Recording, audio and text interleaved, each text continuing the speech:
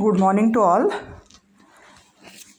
We will start with the first practical of assembly language programming. And before understanding the first practical, we have to see some basic part of assembly level language programming. Now we are basically using the assembler NASM, that is net-wide assembler. NASM means net-wide assembler. Now there are different assemblers available like TASM, MASM and NASM. TASM is turbo assembler, MASM is macro assembler, and NASM is net-wide assembler. We are using the NASM under the Linux environment. That means generally TASM is used for the 16-bit environment, that is DOS-based systems. The TASM is used. MASM is also used. MASM 64 is available, and in MASM 64 we can do the programming of 64-bit programming. Basically, in this particular practical, we are doing all the practicals with 64-bit, that is 64-bit programming. So we are using the 64-bit processor for performing the practical. Now if you see the assembler. Now basically what is the assembler? Assembler is converting the assembly level language program into the we can say it into the machine level language program. That means we are converting the .asm file into .object file or .o file with the help of the assembler.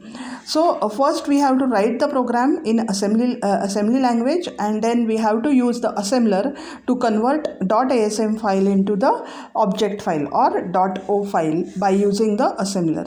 Now once we assemble the program, that means once we convert the .asm file into .o file, we need to link the file so that the .o file gets converted into .exe file. So for that purpose we are using the linker, and then whatever the executable file that is created by using the linker, that executable file we execute, and then we get the output.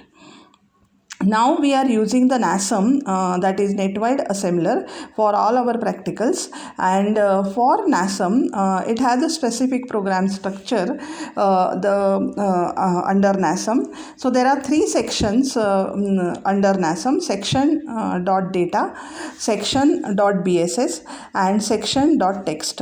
Section.data and section.bss is used for initializing the variables or initializing the variables. Section.data is used for declaring the initialized variables, and section.bss is used for declaring the uninitialized variables. That means the variables whose value we know, that is declared under section.data, and the variables which are accepted from the keyboard. Suppose we are accepting certain number from the keyboard and it is to be stored in certain variable, then that variable we have to declare under section.bss. So section.data is used for declaring initialized variable, and section.bss is used for declaring the uninitialized variable. And under section.text we are actually writing our code.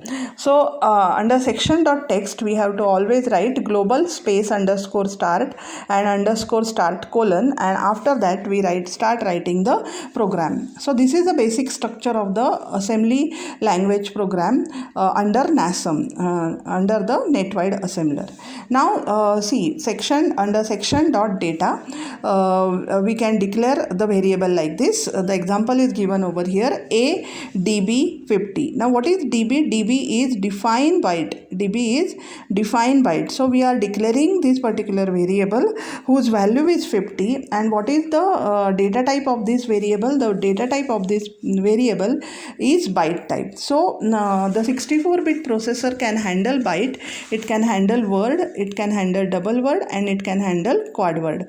Byte means 8 bits, word is 16-bit, double word is 32-bit, and quad word is 64-bit. So we can declare any variable of any data type under section dot data, that is initialized variable. We know the value of this particular variable. Now under section dot data we can also declare the string, like here suppose we have to display this particular message in our program, that the sum of array elements is, then this is also declared under section dot data, that is msg, this is the name of the variable, then db, then 10 comma 10 is used for 10 is a new line character. That means it will add the new line and it will then display this particular string on the screen.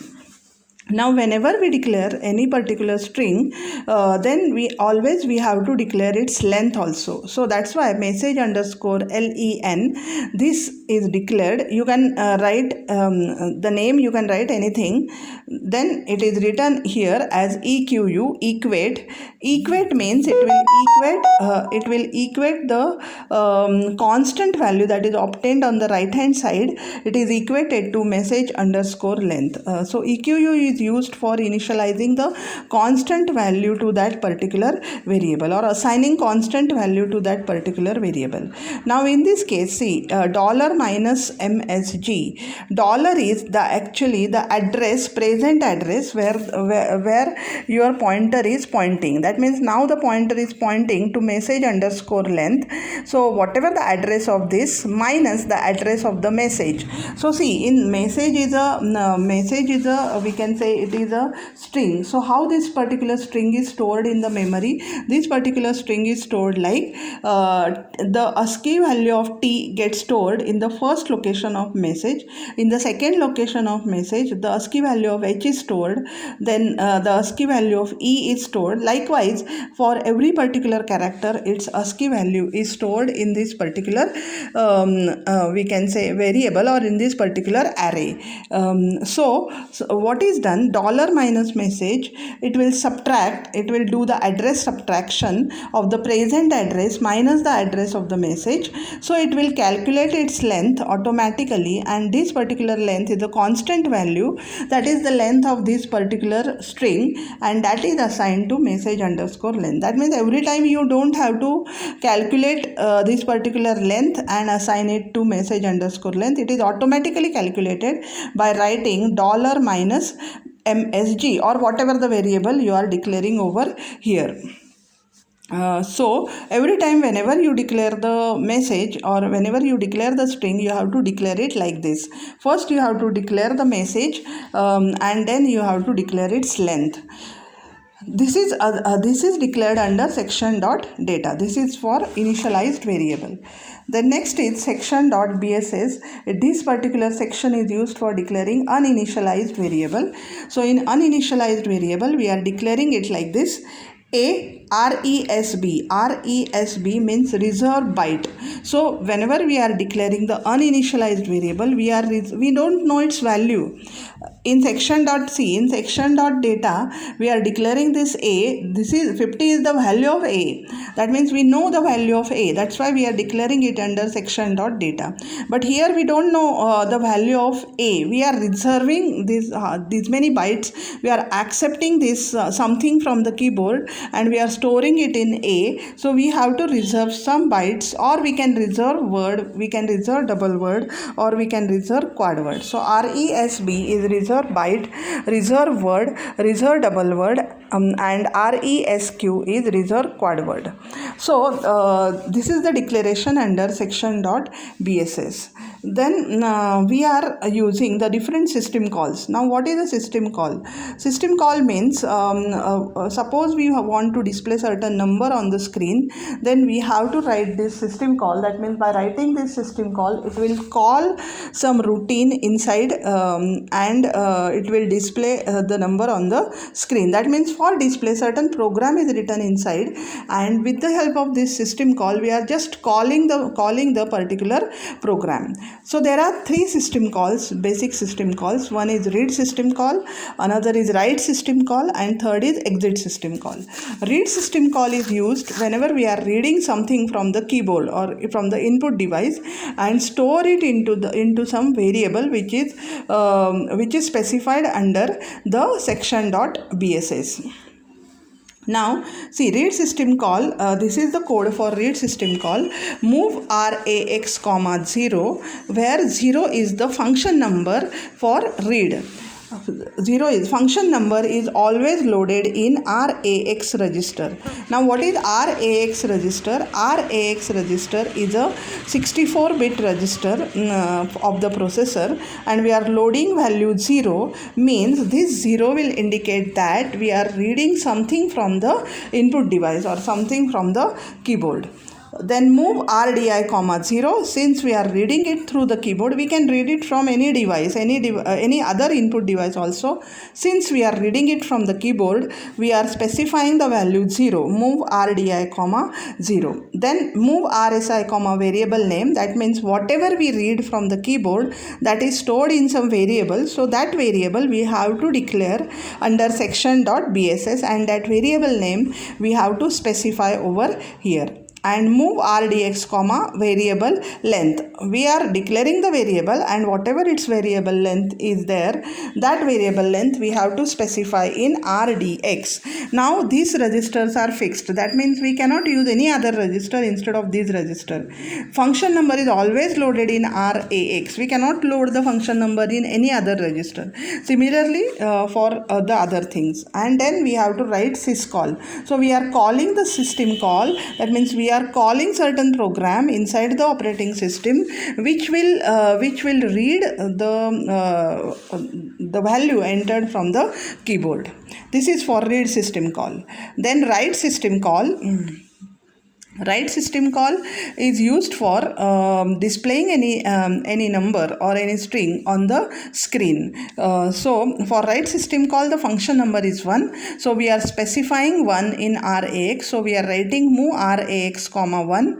Move RDI, 1. This will display the number on the monitor. So for monitor, this particular value is 1. Move RDI. RDI is a 64-bit register.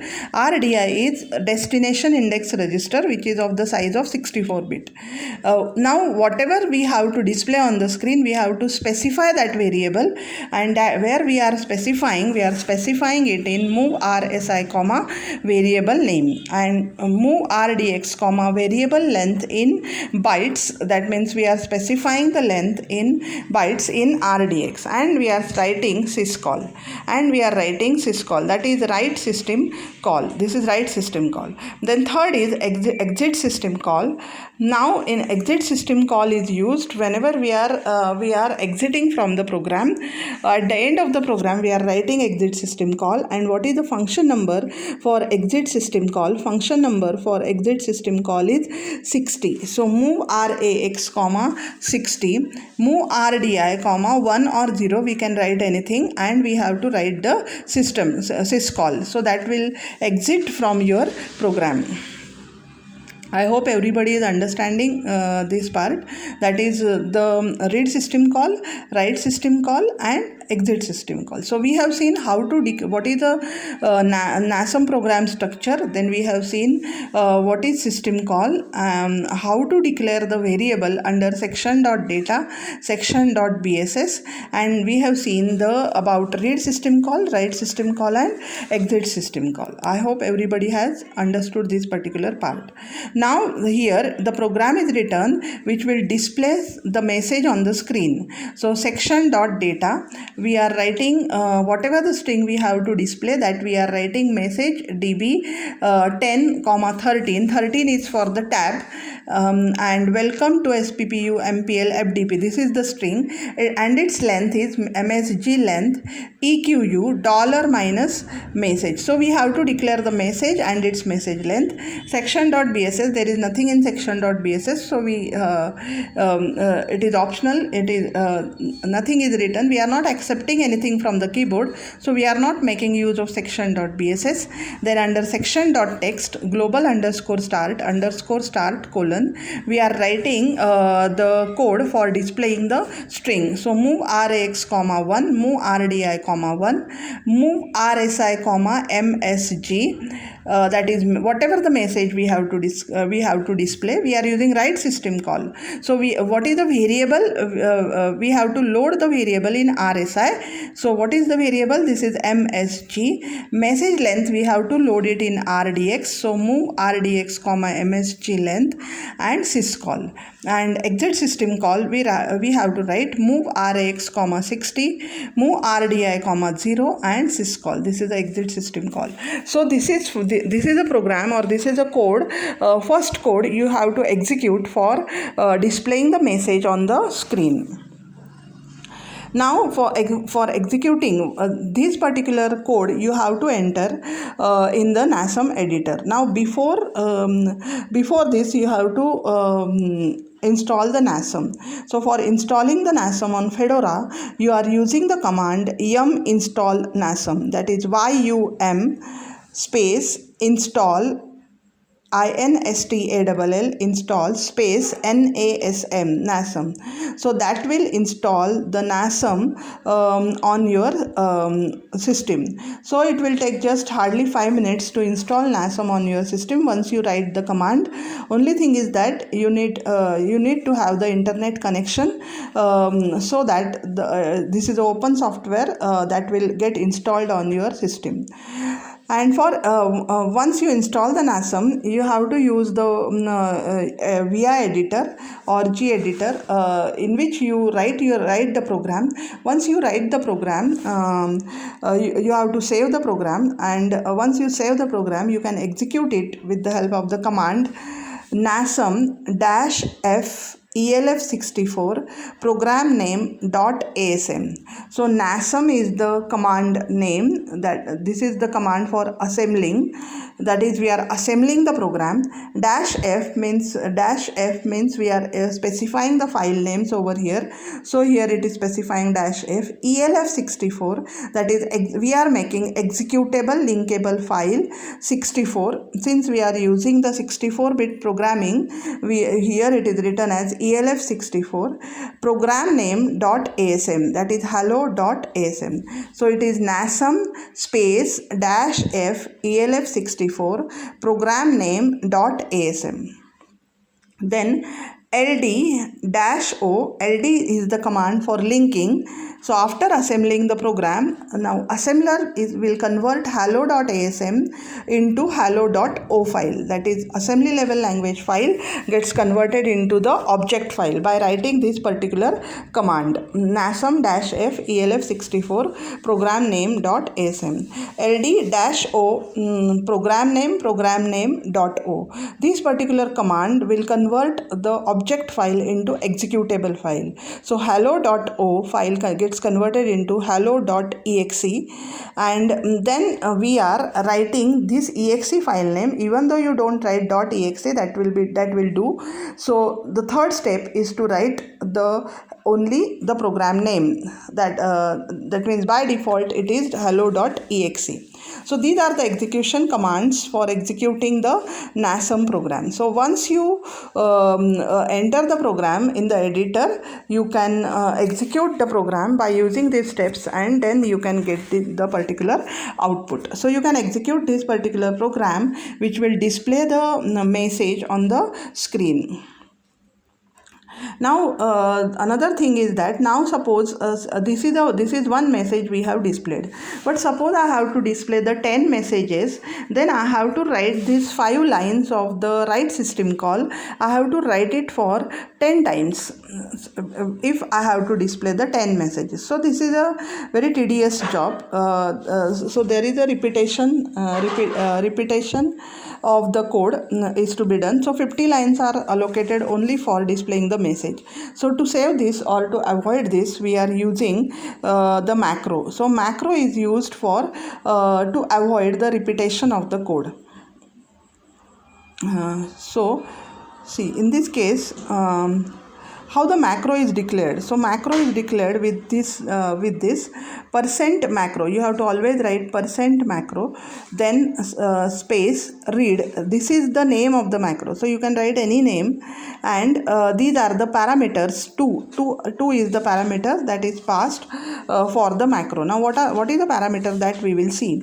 So for here this particular macro is written for the read system call. That means if you want to read the numbers again and again from the keyboard, then instead of writing the read system call again and again in the program, we can write the macro, and where this macro is written, this particular macro is written after section.bss, that is before section.text.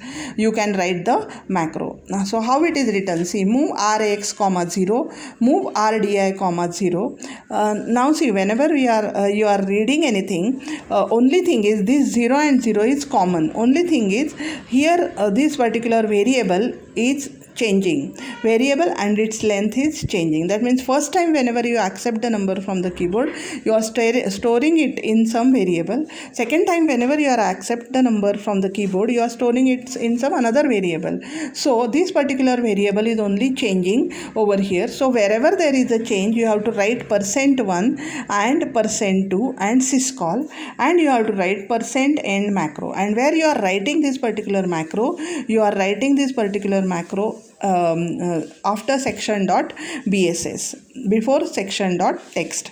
And once you write this particular macro, you can call this macro from the program by writing. How you call this macro from the program? By writing read, that is macro name, then the variable name msg, comma the variable length, that is 100. That means whenever you write this particular